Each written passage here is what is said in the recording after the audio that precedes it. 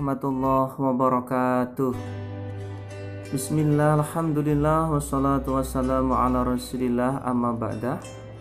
Yang kami banggakan para mahasiswa-mahasiswi Prodi PGMI, alhamdulillah untuk hari ini kita bisa mengawali perkuliahan perdana untuk perkenalan sekaligus pembagian tugas mengenai proses berjalannya perkuliahan pengantar pendidikan Prodi PGMI.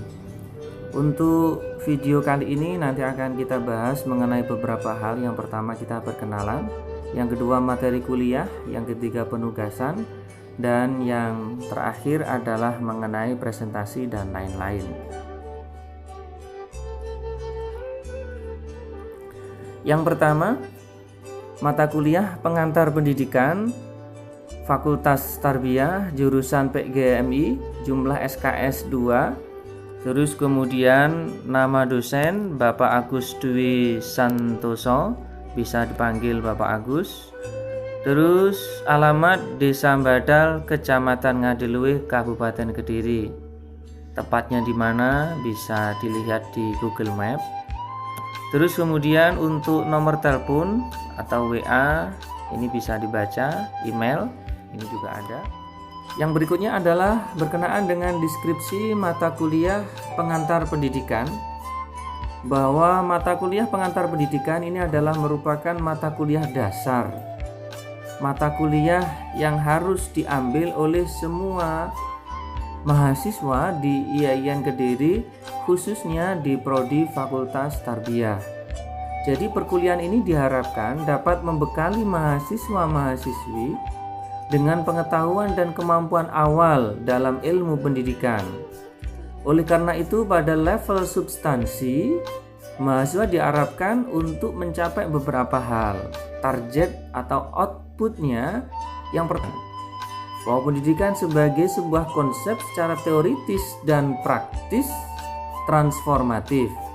Yang kedua adalah memahami hakikat filosofis ideologis pendidikan, bahwa manusia itu sebagai subjek ataupun sebagai objek pendidikan ditinjau dari segi filosofis dan ideologis.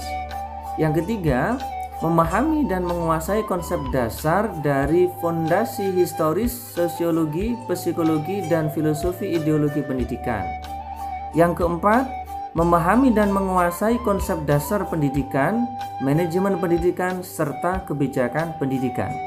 Jadi inilah arah atau gambaran dari mata kuliah pengantar pendidikan. Jadi sebelum nanti mahasiswa-mahasiswi itu betul-betul memahami secara prinsip apa itu pendidikan, terus kemudian dari sudut pandang mana pendidikan itu dikatakan berhasil, maka mahasiswa perlu memahami secara konsep dan secara substansi mengenai dasar-dasar pendidikan.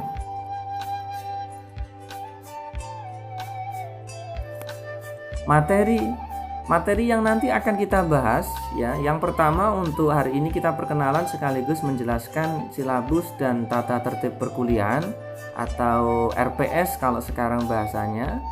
Yang kedua adalah langsung masuk kepada materi inti. Pokok bahasan yang pertama, pandangan tentang manusia dan hakikat manusia Indonesia seutuhnya.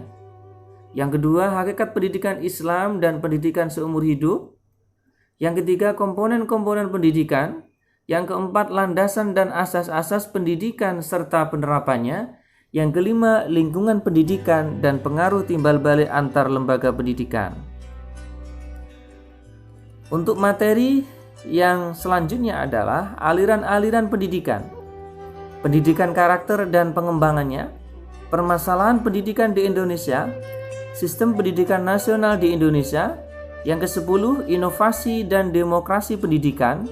Yang 11, hubungan pendidikan dan pembangunan. Yang berikutnya adalah berkenaan dengan tugas terstruktur dengan ketentuan sebagai berikut. Mahasiswa pasti identik dengan tugas. Kalau nggak ada tugas, namanya bukan mahasiswa. Yang pertama adalah membuat makalah sesuai dengan tema dan mengacu pada buku pedoman pembuatan karya tulis ilmiah Yayan Kediri. Nanti akan saya bagi satu kelas itu menjadi beberapa kelompok. Dan di situ nanti bisa didiskusikan, bisa dibahas seperti apa cara mudah mengerjakannya dan juga mengenai referensi-referensinya. Yang pertama dari tema besar silakan dibuat lagi menjadi sub-sub tema, kemudian dibagi kepada anggota kelompok. Jadi contoh semisal anggota kelompok kalian itu ada 5. Terus kemudian kalian mendapatkan tema aliran-aliran pendidikan. Nah, aliran-aliran pendidikan itu semisal jumlahnya ada 10. Berarti 10 kalau dibagi 5 ada 2. Berarti satu mahasiswa itu kebagian 2 subtema. Nah, itu subtema itu kalian kerjakan makalah dan juga PowerPoint-nya. Ketika sudah jadi nanti kalian gabung menjadi satu, sehingga dalam suasana pandemi ini kalian semuanya masih tetap bisa mengembangkan keilmuan secara individu tanpa mengurangi kualitas perkuliahan. Yang berikutnya adalah tugas dibuat dalam bentuk makalah, PowerPoint, dan video. Oke, sebelum saya lanjutkan, ini tadi untuk perkuliahan perdana pembukaan kita lupa untuk belum berdoa ya. Kita berdoa mudah-mudahan dalam kondisi seperti ini kita semuanya senantiasa mendapatkan hidayah, diberikan kesehatan, sehat lahir dan sehat batin, keluarga kita sehat, orang tua lancar mencari rezeki, dan juga kita semuanya dan khususnya negara tercinta Indonesia ini segera terhindar, segera diangkat penyakit yang bernama virus corona. Al-Fatihah.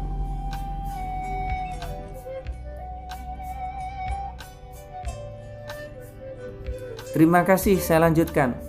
Jadi tugas mahasiswa itu dibuat dalam beberapa bentuk ya. Yang pertama makalah, yang kedua PowerPoint, dan video. Jadi nanti presentasi mahasiswa itu dalam bentuk video.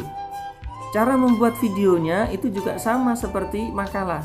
Jadi kalian bisa rekaman di rumah sesuai dengan subtema yang sudah kalian peroleh. Kalau tadi kalian mendapatkan 2 subtema, berarti ya 2 itu kalian buat video. Terus kemudian nanti digabung videonya itu menjadi satu. Biar apa ya? Biar mudah untuk difahami dan ditonton ya. Terus kemudian nilai UTS saya ambilkan dari video kalian semuanya. Jadi UTS kita tidak ada. Silakan membuat video presentasi secara kreatif, menarik dan inovatif. Ketentuan presentasi atau tugas. Yang pertama berupaya untuk membuat konten video yang kreatif dan menarik. Pada saat membuat video harus memakai jas alma mater kampus. Kalau semisal belum ada, bebas. Yang terpenting sopan. Ya, silakan yang putri bisa mempersiapkan diri dengan baik, dan juga yang putra silakan kalau mau berkopiah ataupun tidak itu no problem ya, silahkan. Kalau belum ada jas alma mater kampus. Terus kemudian durasi video maksimal 15 menit. Ya. Diupayakan tidak melebihi 15 menit agar ukuran filenya tidak terlalu besar. Video tugas presentasi makalah harus diedit dijadikan satu agar mudah difahami dan enak ditonton. Seperti tadi yang sudah saya jelaskan, kalau semisal kalian mendapatkan atau satu kelompok itu ada 5 anggota, berarti nanti ada 5 video yang berbeda. Terus kemudian kalian jadikan satu. Nah, di tutorial di YouTube sudah sangat banyak sekali bagaimana membuat video yang menarik, yang bagus, ya kan? Nah, itu bisa dipelajari. Dan juga jangan lupa untuk yang presenter pertama itu nanti di akhir itu menyampaikan kepada presenter yang kedua, kami persilahkan. Nanti yang kedua juga begitu kepada presenter yang ketiga, kami persilahkan untuk melanjutkan sampai seterusnya. Yang di akhir nanti menutup, yang di pertama membuka. Jadi nanti yang tengah-tengah, yang kebagian 2, 3 atau 4 itu enggak usah ditutup, enggak usah dibuka salam lagi, cukup saja digabung gitu saja ya. Terus kemudian yang perlu dicantumkan di Google Classroom itu adalah cukup alamat linknya saja, diupload di YouTube, terus kemudian alamat linknya itu dipublish ya di Google Classroom. Alamat link harus dipublish 2 hari sebelum presentasi. Ya, ini untuk kelompok pertama itu 2 hari sebelum presentasi. Kalau kelompok lain, ya kan, mulai presentasi pada minggu keempat. Jadi minggu depan itu free, kalian fokus membuat. Terus kemudian minggu depannya lagi itu semua kelompok harus sudah jadi dan sudah dipublish. Kalau semisal, Pak, saya ingin memperbaiki kualitas video atau makalah atau PowerPoint dari tugas saya yang kelompok 10, semisal seperti itu. Apakah boleh? Boleh, silakan.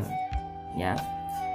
Jadi, untuk tugas video, makalah dan PowerPoint itu minggu kedua dari hari ini, minggu depannya lagi itu semuanya harus sudah jadi agar tidak menimbulkan kecemburuan sosial. Saya dapat kelompok awal minggu depan harus presentasi, minggu depan kita masih free, minggu depannya lagi itu baru presentasi. Paham ya? Terus kemudian akumulasi penilaian. Yang pertama, kehadiran 15% untuk absen di Google Classroom. Untuk absen itu saya setting satu mahasiswa itu boleh absen 2 kali.